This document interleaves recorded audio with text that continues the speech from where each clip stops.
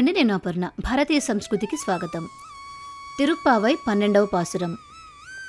ఈరోజు గోదాదేవి రచించిన పాసురాల్లోని 12వ పాసురం భావం తెలుసుకుందాం. ఇందులో ఆమె శ్రీకృష్ణుని సఖుని యొక్క సోదరి అయిన ఒక గోపికను మేల్కొలుపుతోంది. లేగదూడలను తలుచుకొని గేదెలు పాలను నిరాటంకంగా స్రవిస్తూ ఉన్నాయి. ఆ పాలధారలతో నీ ఇంటి ప్రాంగణమంతా తడిసి బురదమయమైపోయింది. ఇంత సంపద కలిగిన గోపాలునికి నీవు చెల్లెలివైతివి. ఓయమ్మా, మేమందరము నీ వాకిటకు వచ్చి పైన మంచు కురుస్తున్నా సహించి నీ గడపను ఆనుకొని నిలిచి ఉన్నాము. పైన మంచు కురియుచున్నది, కింద పాలధారలు బురద చేయుచున్నవి. మేమంతా మనస్సులో మాధవునే నింపుకొని ఉన్నాము. పైన మంచు కురియటం అనే శ్రీసూక్తి ధారల ప్రవాహం సాగిపోతుంది. కాళ్ల కింద పాలధారలు అనే ఆచార్య ఉపదేశ ప్రవాహం సాగిపోతోంది.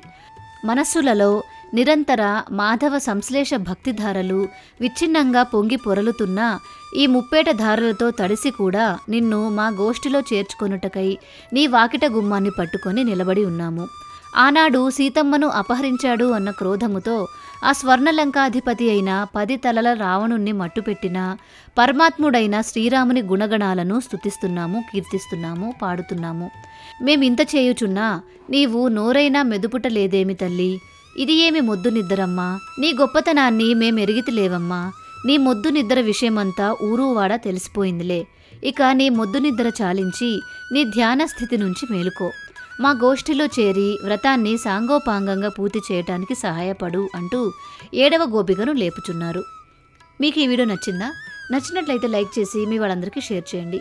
మిగిలిన పాసురాలు కూడా చూడాలి అనుకుంటే మన భారతీయ సంస్కృతి ఛానల్ని సబ్స్క్రైబ్ చేసుకొని బెల్ ఐకాన్ని యాక్టివేట్ చేసుకోండి. తిరిగి రేపటి రోజు పాసురంలో మళ్ళీ కలుసుకుందాం.